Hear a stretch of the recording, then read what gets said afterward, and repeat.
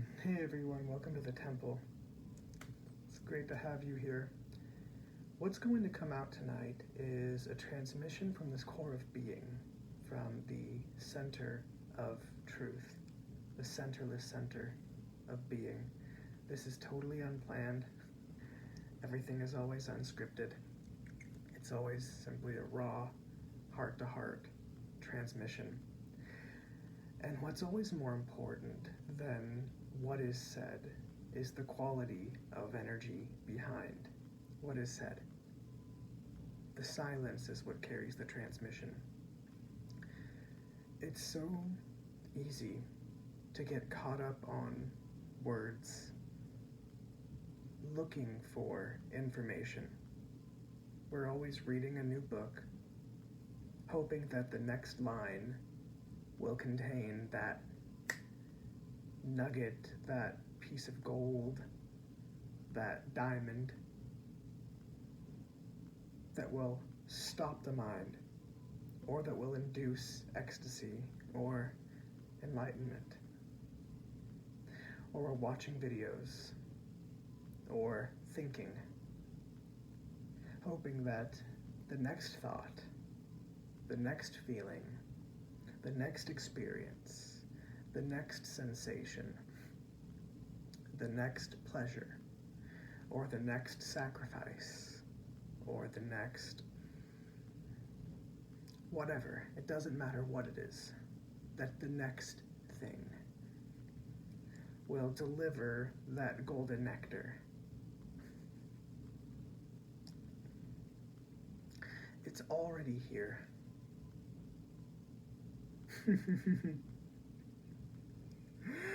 Consciousness is already here. And it's not very popular. If it were, everybody would be enlightened, consciously. Enlightenment is actually the nature of your being. But everybody would be aware of it and would be true to it if it were popular. It's not popular precisely because it can't be manipulated. You can't manipulate or extort enlightenment or consciousness to get anything. So, that which is popular at the moment in the spiritual world is manifestation, the law of attraction, anything to do with affirmations and reprogramming the subconscious, changing the way that you think, the way that you feel, in order to bring about a new reality, timeline shifting. And these are all concepts meant to titillate the ego and meant to catch you in a wound, in a feeling of insufficiency, in a feeling of lack, in a feeling of having missed something or having missed out on something, not being good enough, not conscious enough, not enlightened enough, not successful enough, as if the measure of your spiritual awareness is somehow mirrored by monetary success in a comparative sense, which would seem to imply that all the billionaires and millionaires of the world who are busy en masse, not everybody, but en masse,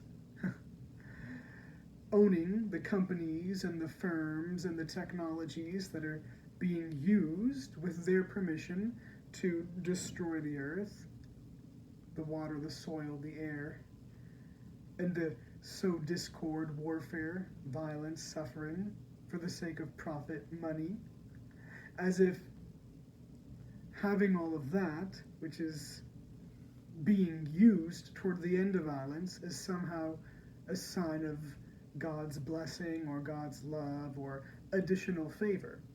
And so in the spiritual world, there's this great temptation of ego to refer to oneself as favored or blessed or chosen or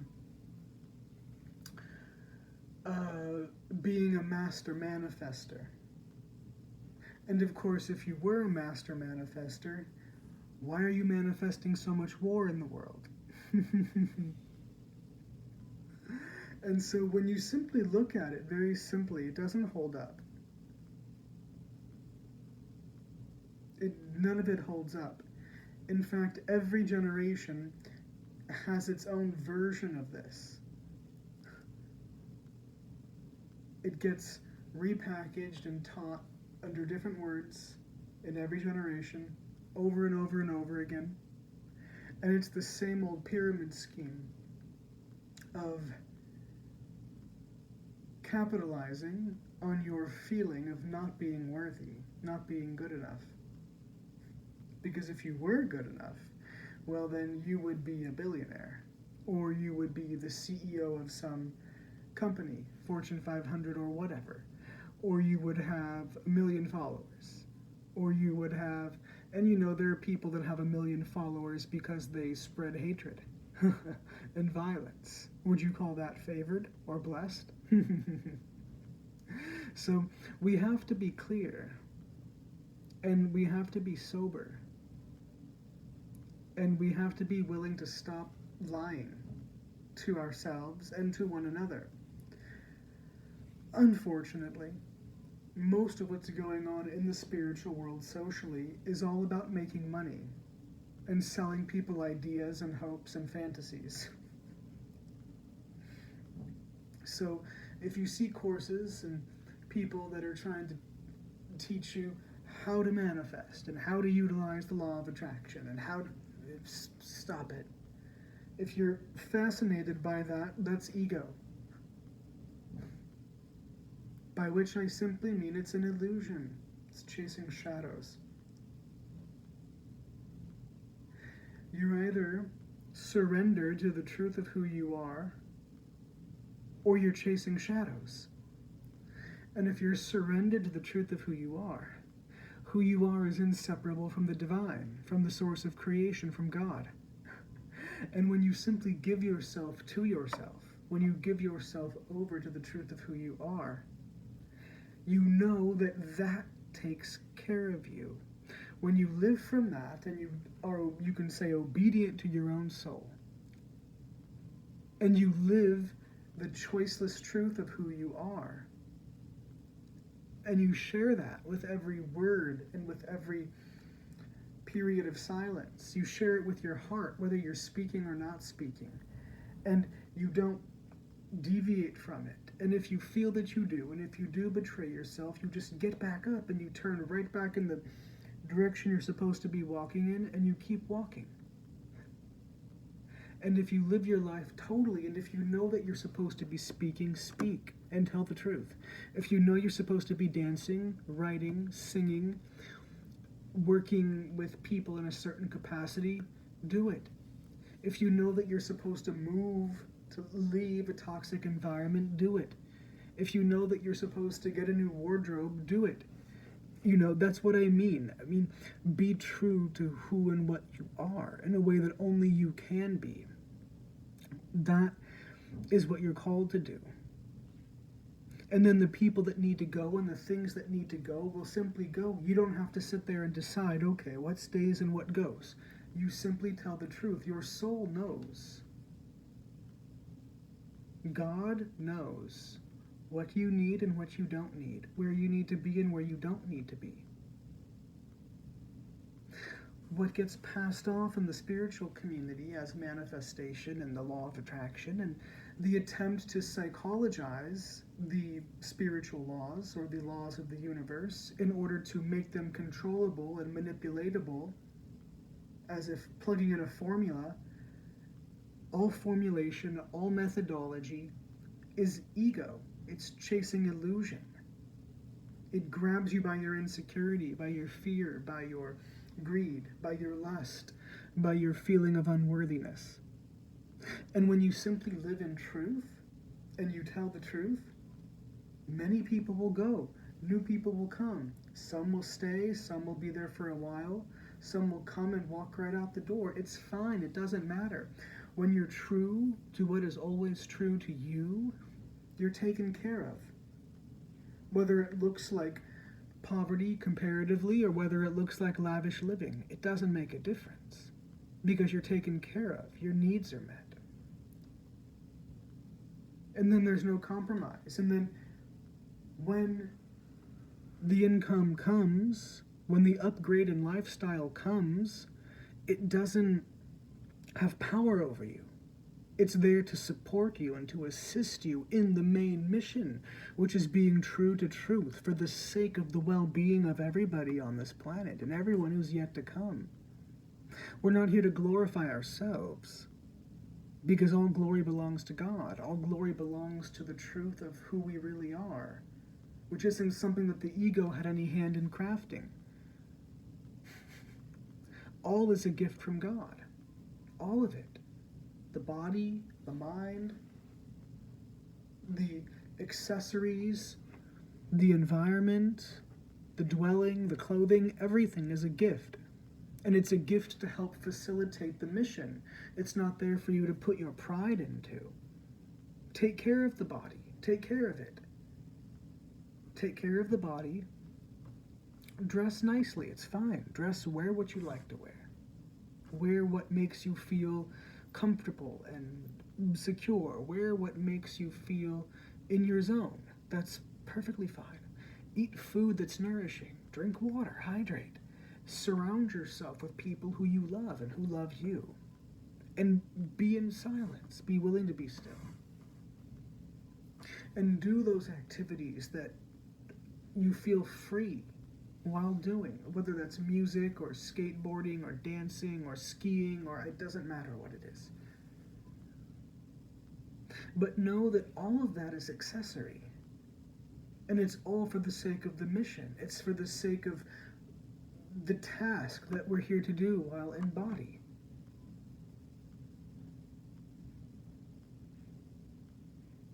So don't take money to be a measure of anything. It's a tool. It's like a phone. Technology is not good or bad. Money is not good or bad. It's not a sign of success to have a lot of it. It's not a sign of failure to have none of it. It's a tool. It's either serving truth or it's being served. So everything you do is either a sacrament to love, or you're serving that which is meant to be a tool. You're worshiping the tool instead of worshiping the source of the tool. And when you're aware of the source of everything, then whatever accessories are present, they're there to be used in service of that. And enjoy life. It's not about not enjoying. It isn't about being grave and dour. It's not about that.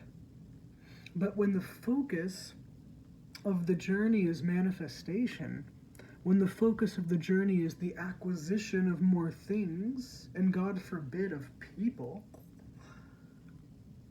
there's so much talk about manifesting partners, and that's so terrible. You want to take away people's free will and then go, well, no, then it's not manifesting. You see, that either you take responsibility for all of it or none of it. It's a joke, really, to say, oh, I manifested this, and I manifested this, and I manifested this, but not that someone else did that. That's ignorance. There are no others. There are no others. So the ego will take spiritual law as defined by somebody else. It has no direct contact. And if you have direct contact with what is, you see that all spiritual law or all eternal law is interwoven with all other eternal law. In fact, all the law is one. If you psychologize it, then you can break it up into however many laws you'd like to break it up into. But they function simultaneously and of their own accord. The ego has no power. Your personal desire, your personal will, has no power to activate or manipulate cosmic law. That's black magic. And it's glamour. It's just social manipulation. Pulling the strings of time-space thought that has no value.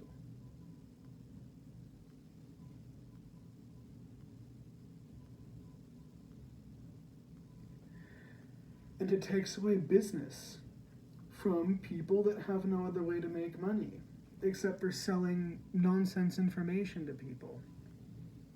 First seek the kingdom, and everything else is given to you. If you surrender to truth and you live in truth, then you're fine. Not only are you fulfilled in yourself, but whether you have or you don't have, you're fine. And whatever comes, it's to be used in service of the mission, to be able to expand reach. And whatever goes, you know it's time for it to go, to free up space for something more suitable to come in.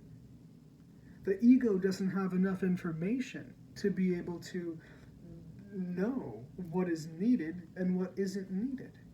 But the source of intelligence that you are always knows what's needed. Always. Always. And you're always brought to the right place at the right time. And everything comes at the perfect time, and everything goes at the perfect time. You don't have to think about what you want. You don't have to think about what you want. That's insane. It's taken care of. That's the beauty of enlightenment. That's the beauty, and enlightenment's such a silly word. It's the enlightenment of knowing who you really are, of knowing your unity with the source of creation. Is that everything's taken care of for you.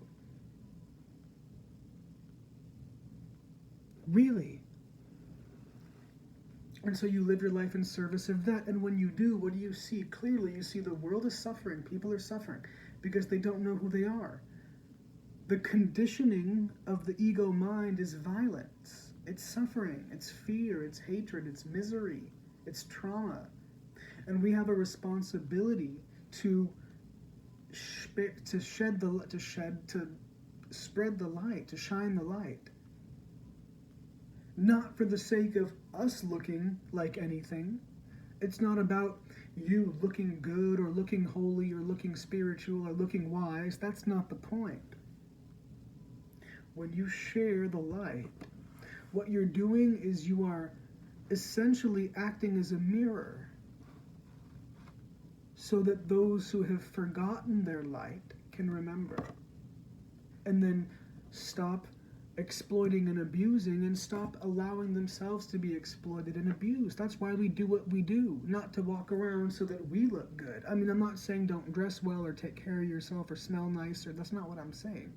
You know, I mean, if you want to smell bad and wear rags, I don't care, it's fine. It's up to you.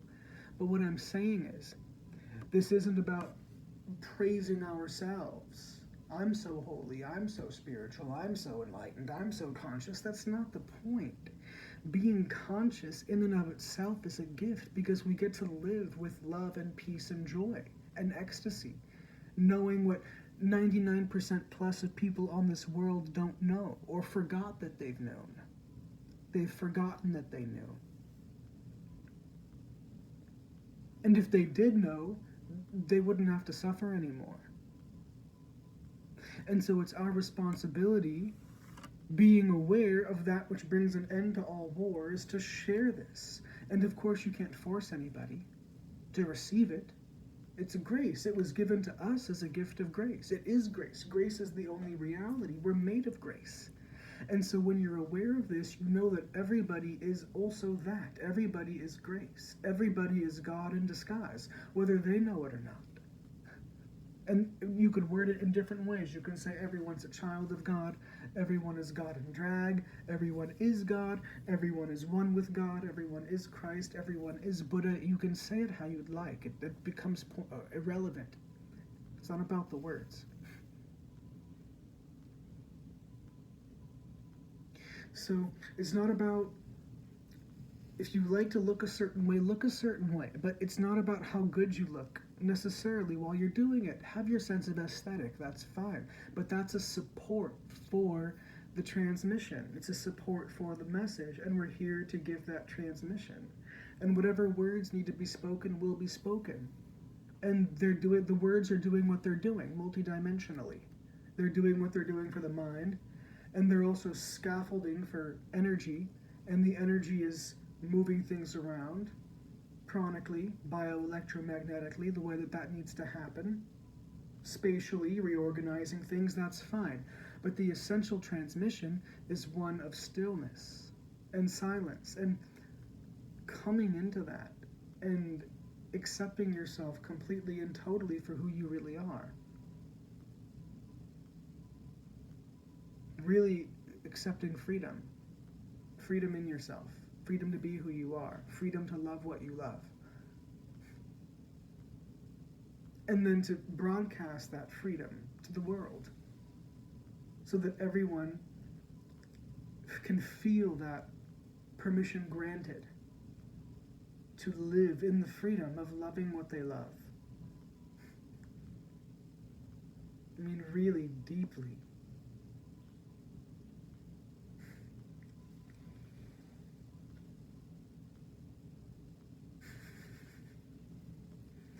And then there's no burden, and then there's no problem, because, having to keep up a ruse, it's too much work. It's too much work. And that's the freedom of awakening, is that you don't have to keep a ruse up. You don't have to try to play to some image of holy, or to play to some image of sainthood, or to play to some image of sinnerdom, or you don't have to play a caricature of a god or a devil or a whatever. You can take the mask off. And that's what the reminder is you can take the mask off. Take the mask off. And be free. And don't be afraid. And every moment is learning. Relationship is learning. Love is learning. Because whether you know something or not, it doesn't diminish your divinity.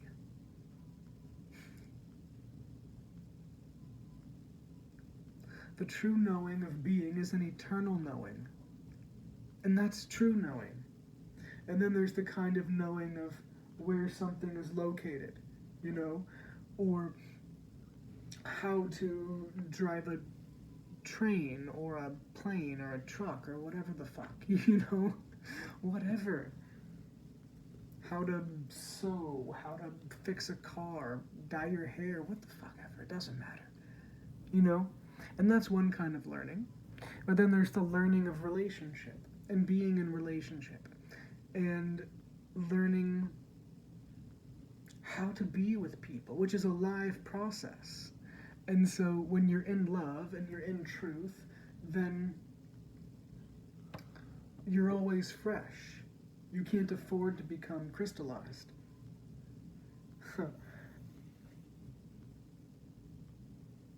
So it's just,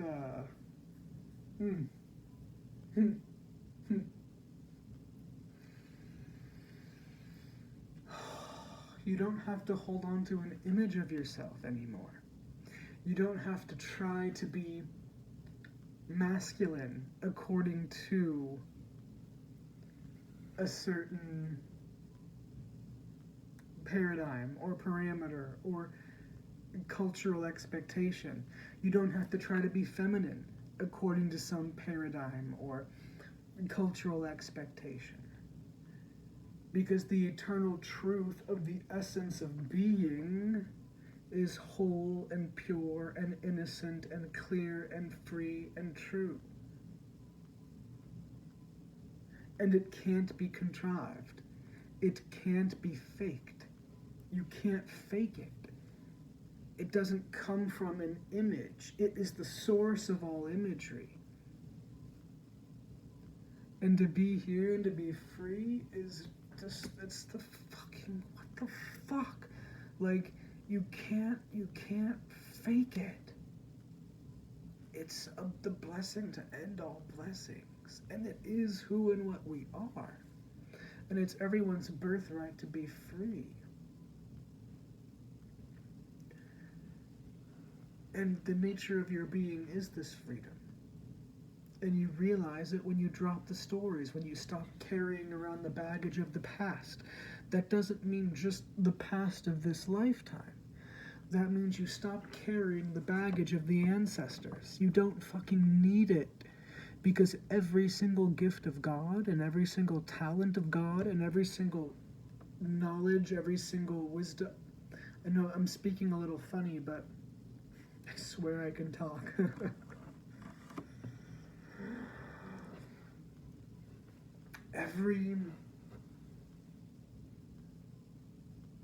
Every talent of God is literally in you. It's woven into your being. And when you accept that and surrender to it, you have access to everything. You have access to all the ancestral memories. You have access to the atomic memories. You have access to the elemental memories. You have access to everything. And it's not a party trick. You know, it's not parlor toys. You access things as needed, as appropriate, but really it's good enough to just be here in stillness and in ecstasy and in love. And you don't have to be, drunk in ecstasies all the time, and you won't be. Ecstasies come and go. But what doesn't come and go is the peace, is the stillness, is the being that you are, that is. Totally impersonal. There's personal experience, but the essence of it is impersonal and transpersonal. So it's personal, impersonal, and transpersonal. That's the Trinity.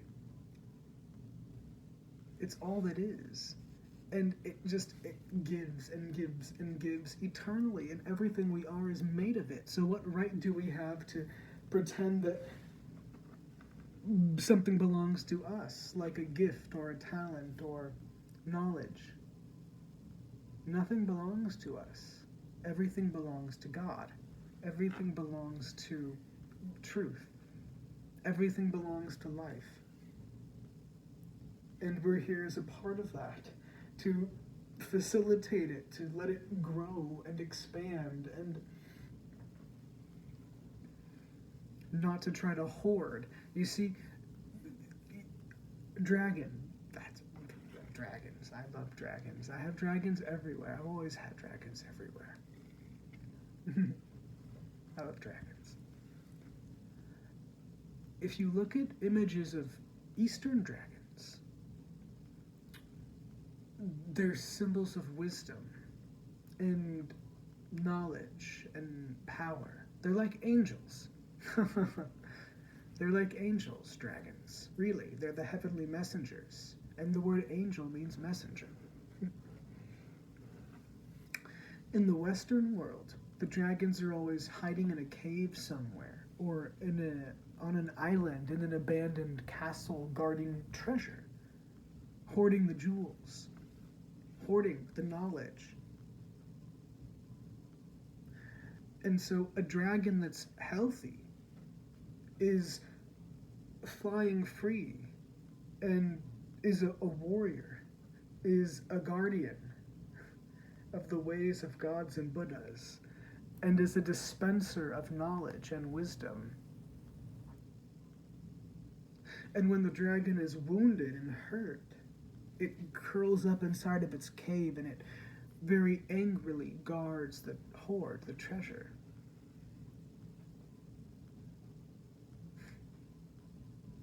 Well, it's time to share. It's time for the dragons to come out now.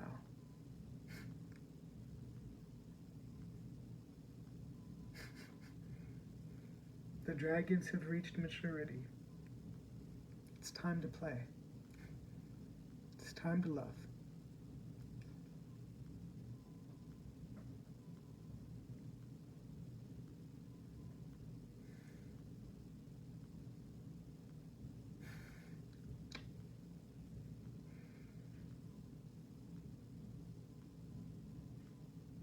That's right. Okay, dragons. Oh, That's fine.